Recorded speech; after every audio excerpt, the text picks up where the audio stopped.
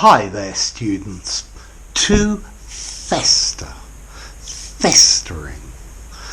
Okay, we can use fester to talk about a cut or a wound. If it becomes infected, if it goes bad and starts to suppurate and produce pus, then the wound or the cut is festering. Poor. Starts to smell bad. We can use to fester about food or rubbish where it is rotting, it's decaying, it's in the process of breaking down.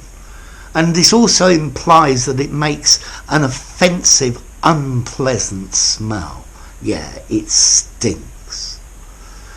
Or we can also use fester metaphorically to talk about a problem or a situation and our negative feelings towards it. As this problem becomes worse, it becomes more intense because we neglect it or we don't do anything about it, or we feel that this problem is not properly recognised. One little aside, have you ever seen the Addams Family?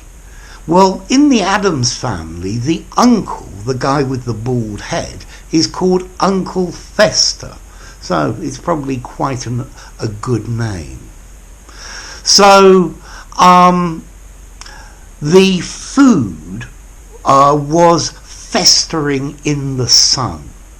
There was a strike by the dustbin men, by the rubbish collectors, and there were piles of rubbish festering in the street. The rubbish was festering in the sun. He didn't disinfect his wound, and it started to fester in the tropical heat. He kept his jealousy bottled inside, and the pent-up jealousy started to fester inside him. I guess an abandoned building and the land around it could start to fester. The weeds grow and the wood rots and it just falls to pieces. Maybe the Brexit situation has been festering for the last couple of years. It's been getting worse and worse and more serious because no effective action has been taken one way or another. His resentment for better paid members of staff festered until finally he exploded and started shouting. Okay, so to fester. Let's see, to fester is a regular verb. It festered, it has been festering. And this comes from Latin, from fistula, which actually means a pipe. But the idea is the open wound, which is like a pipe inside us, an ulcer, if you like. And that's where the idea of to fester comes from. Now, your next question is probably, what about formality? I would say fester, it's slightly formal, maybe a 6 out of 10. I think you could use it in an informal conversation. It sounds quite literary. It's a good word to choose. It shows better vocabulary than to rot or to get infected or something like that.